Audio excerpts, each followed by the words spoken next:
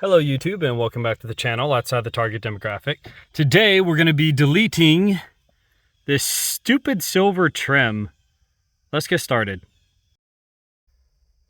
So for reference, this is a 2018 Subaru Forester base model. For what difference that does or doesn't make. What you'll find is we have silver accents there, here, and not there because I'm in the process of deleting it. But to me, it looks like crap. And aesthetics aside, it's also a bit of a safety hazard. You'll notice as I put my hand here, you see the reflection off the window in front of the side view mirror. I find while driving, the silver frame here will do the same thing. It will reflect off of that mirror. And now I'm getting double blinded. I have the reflection off the mirror. I have the reflection of the sun off the frame here. Anytime the sun is above or behind you, you're going to be getting some of that. And there's nothing I can do here. It's behind a sheet of plexiglass. But the intention is to delete the silver around those vents. I think it looks very chintzy, very plasticky. And you'll notice I already did here. So probably 3 years ago, I popped these vents off. You just use a flathead screwdriver and pry behind it. Do it, here. That way you, the driver, aren't going to see any marring that you may possibly do. These, right there, and right here, are actually lit with a yellow LED. So even if you went straight black, you would still have some kind of indicator. But what I did is I put some electrical tape over it, spray painted it just a satin black. You could do flat black, you could do satin, whichever you prefer. But this plastic is also kind of shiny, so I wanted it to kind of sort of blend. But all that to say, diatribes aside, now I have a high contrast silver on black, so I know which position they're in during the day. And even if you didn't, again, at night, you're going to have the yellow there. Mostly I did the tape over it so that I didn't color that. And the tape was wide enough that I was allowed to put a silver index on each one of them. So that's a tip for the video. But basically what I'm finding with this one is I used, it's digging into my thigh. This tool has already paid for itself in my sound deadening videos. Go ahead and look for those on my channel. But getting in from underneath, I was able to wedge in between the bottom of the frame right in here and pry up and then pry out. I was able to remove this whole thing as a cartridge. You wiggle this guy free to get the silver frame still left in this faceplate. And then a couple of clips I was able to push out and get this free. So behind me, behind the car, I have some satin black spray paint drying on that silver frame. I'll show you what that looks like. But in the meantime, let's go ahead and pull this side. All right, so I'm going to attempt to do this with both hands being used. What I'll do is I'm cutting some foam for another project. So let me put this down. All right, so we have the foam. This is plastic and also reflecty, so I'm hoping not to damage that. And it doesn't take too much pressure. Pow. So that just popped. And I'll get up under here, just continue prying. It's kind of weird. The other one did this too. This side seems to start prying up before the door side will. And then this whole cassette just pops out. So this is what we have on the back side. You're going to have a couple of clips up here. 1, 2. I do not believe there is one on the diverter side. 3, 4, 5, I believe.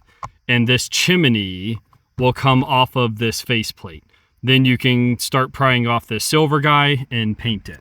What I'm also doing is, one of my biggest complaints with this Subaru is I am in the process of noise deadening all my material, or putting noise deadening material into the car to try and quiet it up. And so far it's working very well. 10 out of 10 would recommend.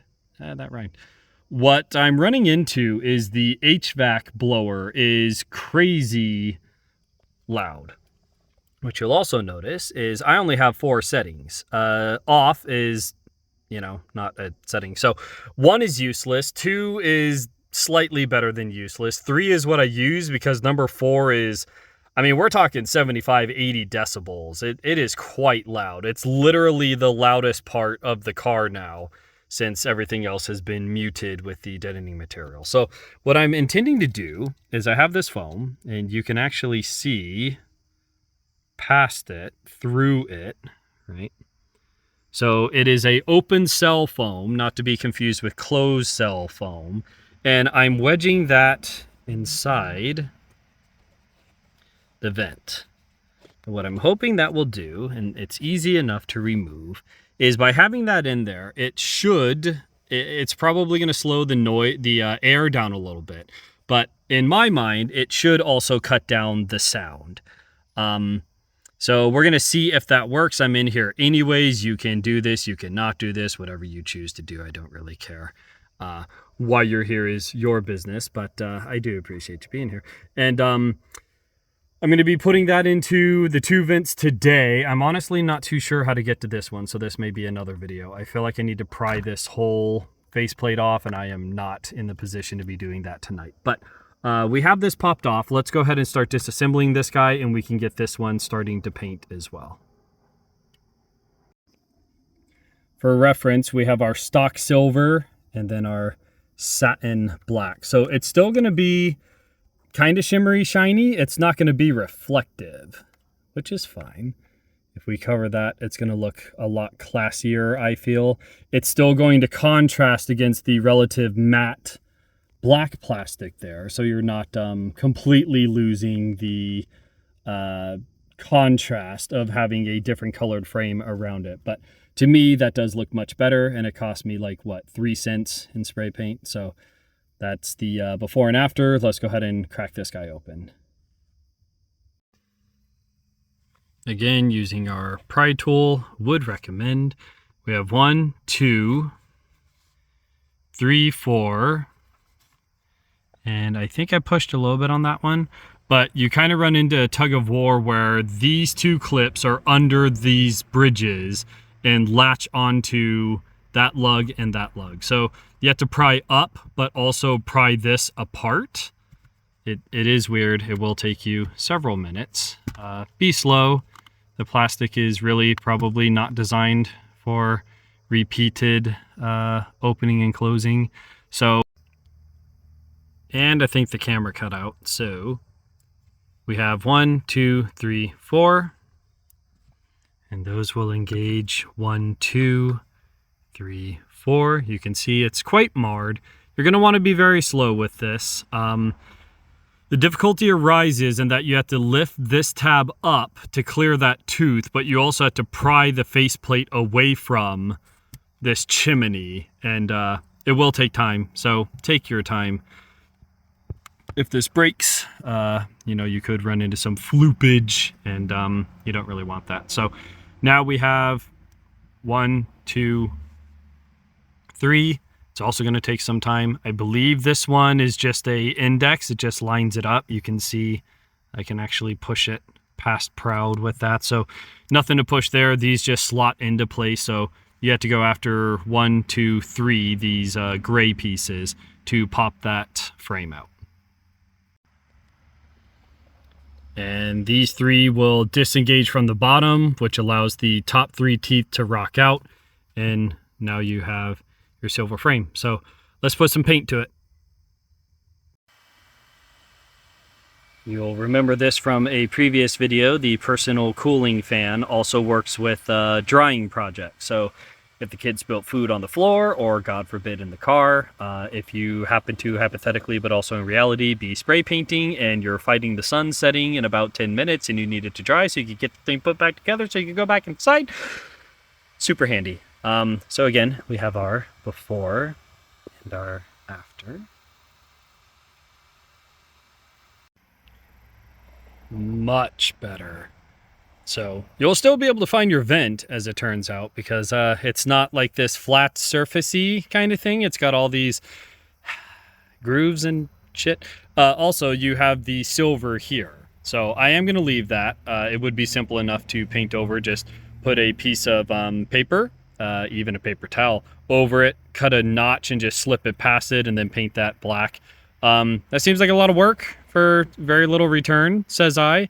This is adjustable, right, as it adjusts the vent baffles. So I'm less concerned about that. And I do like that I have a little bit of accent. Again, a little bit of accent, not the whole thing being a polished soda can. So I think that looks much better. In person, there is more of a difference in, I guess, more the texture than the color between the two than what I'm seeing on camera. But I think that looks fantastic. So as with most things you take apart in life, putting it back together is much easier. So that is our after, and it looks much better.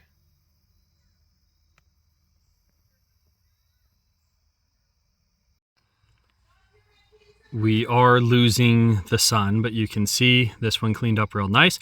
What I'll recommend is the paint says it is quick drying, but then it says apply a coat every 1.5 hours. So I find these to be incongruent. So what I did is when I'm applying it or re-securing it, I put the top ones in first. The bottom one I rock into place against my body and just push it in with my ever expanding stomach, and that's going to give you more surface area pushing, and you're not going to leave a fingerprint or push the paint out of the way or anything like that by using a relatively smaller surface area finger push. And you can see that came out, oh god, it's beautiful. So let's go ahead and resecure the rest of this.